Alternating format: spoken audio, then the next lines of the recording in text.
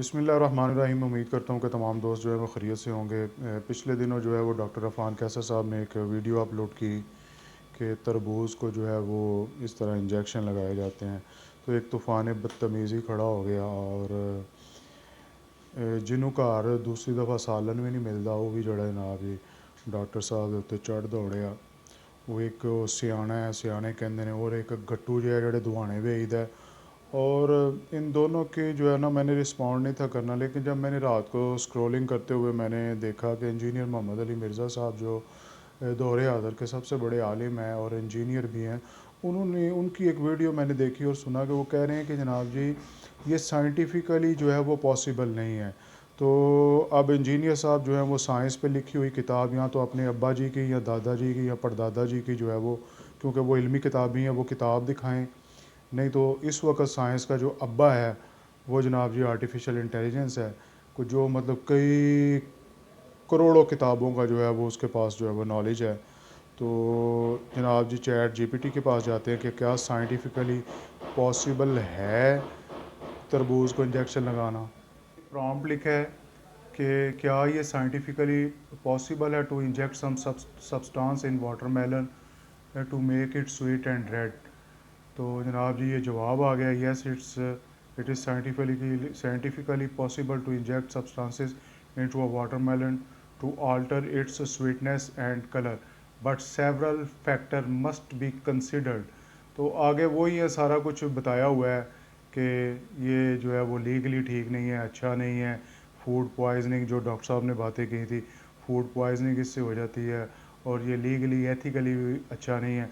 तो लीगली और एथिकली उन माशरों में बात की जाती है कि यहाँ पे जो कोई एथिकल या लीगल कोई नॉर्म्स कोई सोसाइटी के होते हैं। हमारे यहाँ तो ये माशाल्लाह मैंने जो है वो साइंस से भी पूछ लिया है, तो वो कह रहा है कि वैसे जो है वो ये अच्छा नहीं है अखलाकी तौर पे भी। तो अखलाकी तौर पे तो बात वहाँ पे की जाए। मैं जनाब अंजम सरोया साहब से ये पूछना चाहूँगा कि क्या हमारे यहाँ पेस्टिसाइड्स सब्जियों पे फलों पे जहरीले स्प्रे जो है वो नहीं किए जाते? क्या हमारे जो है वो चेरी के ऊपर रेड कलर जो है वो नहीं किया जाता? क्या हमारे यहाँ जो है वो स्ट्रॉबेरी को रेड नहीं किया जाता? क्या खाद से यहाँ पे दूध, यूरिया खाद से यहाँ पे दूध नहीं बनाया जाता? यहाँ पे आपको मैं क्या क्या बताऊँ, इखलाकी गिरावट की किस आखिरी हदों को हम जो है वो पहुँचे हुए हैं। और दुनिया में बददियानती में हम नंबर 1 हैं, और आप यहाँ पे बातें करते हैं कि जी ये कारोबार हमारे ठुस हो गए और ये हो गया और वो हो गया। तो जनाब जी ये पॉसिबल नहीं है। इंज जनाब जी बेशर्मी जड़ी ये फलां ने ढींग है, सानू भी मिसालां बड़ियां आंदियां ने, लेकिन सब तो वड्डी बेशर्मी है वे कि असी जड़ा ना कोई डॉक्टर के खिलाफ गल करो, डॉक्टर जनाब जी सामने आ जाता है। किसान के खिलाफ गल करो, किसान जनाब जी वो तंबा चुक के आ जाते हैं। तो हुण तो जनाब जी इंजीनियर भी जड़ा ने ना ये आ गए ने। तो हालांकि ये इंजीनियर की डोमेन नहीं थी, ये उसे जेब नहीं देता था, लेकिन वो खाम खा का उसका जो है वो उसके जो मानने वाले वो आजकल कह रहे हैं लो जी हूँ डॉक्टर की वारी आ गई। कहते डॉक्टर की डिग्री जो है ना वो जैली लगती है, क्योंकि ये तो इसको साइंस का नहीं पता। तो साइंस का तो तेनू पता है, इलमी किताबी तो लिया साइंस की वो किताब जी तेरे प्यो ने लिखी हो, जी तेरे अब्बा जान ने किताब लिखी हो, लिया वो वहा सानू कोई साइंस का फार्मूला कि जनाब जी वाटरमेलन इंजैक्शन लगाना जोड़ा पॉसीबल नहीं है। इस मुल्क हर चीज़ पॉसीबल है, क्योंकि इस मुल्क तेरे वर्गे लोगों लोग दानिश्वर समझते हैं।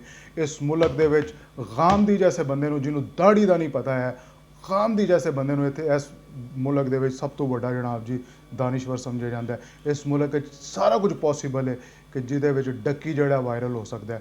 ये हर चीज़ पॉसीबल है कि सरोए वर्गे बंदे जड़े वायरल हो सकते हैं। इस मुल्क यह भी पॉसीबल है कि दुहाने दी मंडियां वाजा लाने वाला वो बंदा जनाब जी वायरल हो सकता है, वो बंदा दानिश्वर हो सकता है। इस मुल्क हर चीज़ पॉसीबल है। कोई एक चीज़ मैनू वहाओ जी इस मुल्क एक नंबर है, कोई चीज़ तो जी है ना वो एक नंबर नहीं मिलेगी।